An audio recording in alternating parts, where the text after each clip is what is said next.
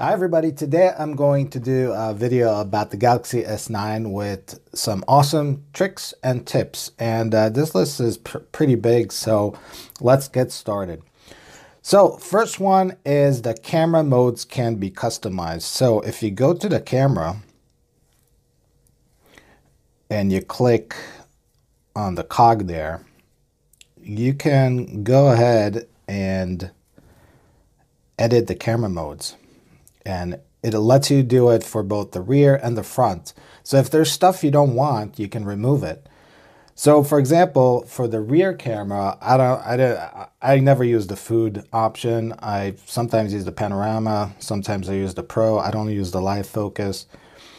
Auto cannot be removed. AR emoji, hyperlapse, slow motion, which is not by default, by the way, and the super slow mo. So this is a good way to change the modes in your camera. This one is really awesome. You can compose in your video by long pressing to see what's in frame. So let me demonstrate that. All right, so suppose we're right here and I want to take a video of this, but I don't know what happens when I click the video recording button because it zooms in a little. So what you do is long press on the video button, and then it shows you what it's going to be like. So this way you can frame it. And if you slide your finger away, it will not start recording. Now, another thing that you can do is zoom by sliding the shutter button. Let me demonstrate that. So you see this? You can zoom in and out by just sliding the shutter button, which is awesome, I think. All right, change the Bixby button. I gotta say that I don't like Bixby, but I do like that we have the button. And what I do is for a long press, I made it so if I double tap on it, it changes the track forward. And if I long press it, it brings the Google Assistant. So I'm gonna demonstrate a long press. And it just brings up the Google Assistant. And I made it so if I double tap on it, it moves a track forward with whatever music player I'm using. I'm using BX Actions. And I did pay for it. Well worth the $2 or whatever. Awesome, awesome app. And you can choose a lot of things that you could do with it. Long press, for example, right here, you can see it's the Google Assistant. Double press is Media Next, but it's totally customizable. Another thing that's really interesting is that you know how you can double tap on this button.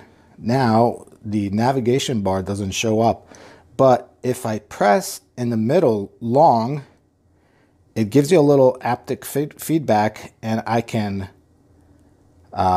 go back by sliding my finger to the left, depending on what you do here. So you can long press on it and go back, but not in this mode. Let me demonstrate, and where can I demonstrate this easily? Let's demonstrate it like this. So for example, right now we don't see the navigation bar on the bottom. But if I long press where it should be and go back, it will just go back. It will use the go back. Or I can also long press on it and go to the right, and it will bring the tasker. Pretty cool. Another thing that is pretty much a must with any Samsung phone is to be able to disable apps that you don't need, or perhaps you don't want it to drain your battery. Usually it's the stuff that Samsung puts on the phone. So right now I'm using SABS, but add L3 is also an option. And if you want to just disable packages, you can use BK Package Disabler. There's other options also on the Play Store, but SABS is really great. Let me show you that. So this is SABS, and it has an ad blocker built in plus a disabler. And as you can see, you could just decide to disable stuff. So for example, a lot of the AT&T stuff, I just disable. Ad blocker in Samsung Internet. This is a must. I mean, it's like a freebie and you should always use it. So let me show you that. If you go to the browser, there's extensions and content blockers, and you can download whatever you want out there. I decided to use the AdBlock Plus, and in it there's an option to not show suggested ads. I'm not sure why you would want to see any ads, so make sure you disable that too. Battery life, how to extend it. Okay, so one thing that I recommend is disable data when Wi-Fi is on, and I'll show you in a second how to do it. Also, disable the always on display when you don't need it. Also, make sure that Google Music is not draining the battery. I've had horrible battery life when I got the phone, and I actually thought about returning it, but it turned out that the culprit was Google Music. It was just draining the battery insane amount. So make sure that Google Music is not your battery issue. Also, change the background to black, because whatever pixel is not black is using some electricity. So use a black theme when possible.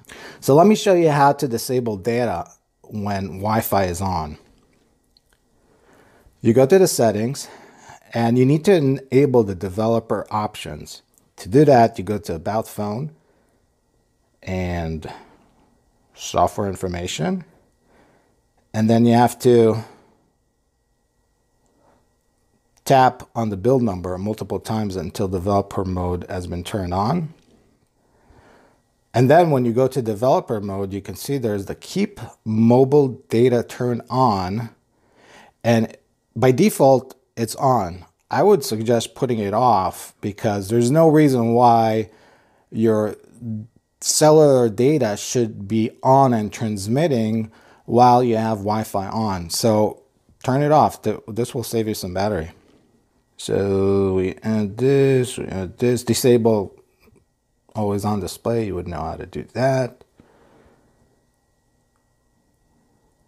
This. Change background to black.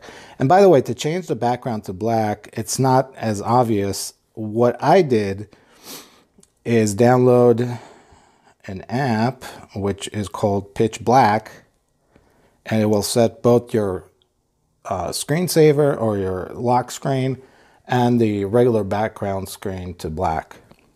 One more battery saving tip that I wanted to give you is there's an ability to make sure that apps don't run in the background. And I'm talking about applications like Facebook, for example. Now, Facebook is tricky. It's a built-in app that, so I'm not sure if it's Samsung or AT&T. One of them did something that made it so that in the normal settings, you can't disable Facebook to not run in the background. But there's a way around it, and let me show you how. So you go ahead and scroll to the Facebook app in your app drawer, and then do a long press on it and go to the app info.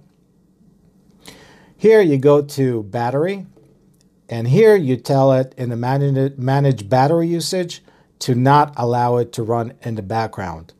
Normally it would be enabled. Turn it off. Will save you a ton of battery. And you can do that to other apps as well. This is a direct way to prevent apps from running in the background where they're not actually running on the screen. Here's another thing that I really like. You see how all by tasker, all my apps show as little slits here? To do it this way, you go to these three dots there and then click on this. And this changes to thumbnail, but you can also change it to a list view. Much nicer, makes it much easier to switch between apps. Another thing about the tasker is that you can select to keep some apps always in the taskbar, and it also perhaps prevent them from being purged from memory. So I keep the camera always locked, and to do that you go to lock apps by pressing those three buttons and then selecting which one you want to keep regardless of if you're pressing close all or not. Change animation speed. If you probably noticed that when I change stuff here, there's no animation, it just goes to that right away. And to do that, that's again in the developer mode. And you go to the Windows animation scale and you put animation off, transmission animation, you put it on off, and animator duration scale, you put it on half speed. Normally, it's under, I believe, it's under 1 time. Another thing that I would suggest is get a case that would make it easy to locate the fingerprint. So something with a little indent, so when you slide your finger, you know exactly that the first thing you hit is the fingerprint. So this taskbar on the bottom is always some sort of a bright color, and you would think, why would Samsung make it a bright color when they could make it pitch black and save some battery?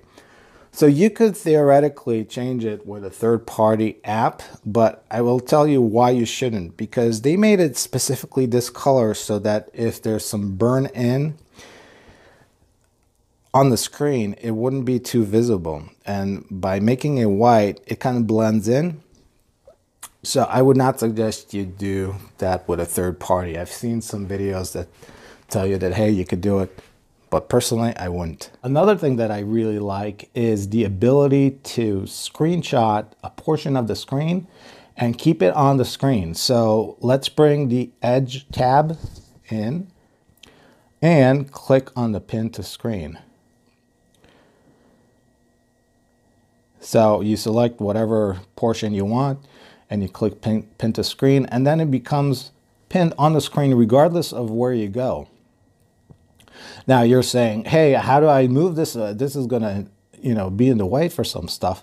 You can also click on it and minimize it. Minimize it. This way it's just a little block. And if you want to bring it back, you just click on it and it comes to full size. Now, where is this thing good? This is great for if you have, say, barcodes like tickets. Say you, I don't know, you have an appointment with the Red Cross blood to give donation for blood, and they have the speed pass, or say you just want to keep your card visible and just be able to switch really quickly. Then you can keep it on screen at all times, and then you just click on it and show them. I've used it many times, and there's so many opportunities for this. I thought that this is a good trick. And then to just remove it, you can click the X. All right, and this is another thing that I really like. People don't know that you can double tap on the always on display. You can also slide it. So hopefully this is going to record it. Let me try it. All right, so to demonstrate this, I'm going to turn the always on display, and let's turn off the screen. And you can see that it shows up there. Now what you can do is double tap on it and slide it. And it gives you a lot of options around here. Just play with it. It's pretty cool. I didn't notice that at first. Next thing you can do is if you have any notifications that you want to quickly access them, again, double tap on them and you're going to get into them. One last bonus tip. If you go to the settings and search for reboot or restart, auto restart, I suggest putting it on Saturday at 3 a.m. most likely you wouldn't use your phone at that time. And by the way, when you say Saturday at 3 a.m., that means the night of the Friday. Kind of confusing, but hey. Now, what is this going to do? This will make sure that you have a fresh OS that's restarted, and you know, it just makes your phone snappy and better, like if there's any memory leaks or anything similar. Two more things that I want to add. I actually wrapped up the video and then I remembered that I really need to show you these two things. So Samsung Galaxy 9 has Atmos processing. So by default, it's not enabled, and you should probably enable it. But there's one more thing, is called adaptive hearing or adaptive sound. We'll go to it and we can find it.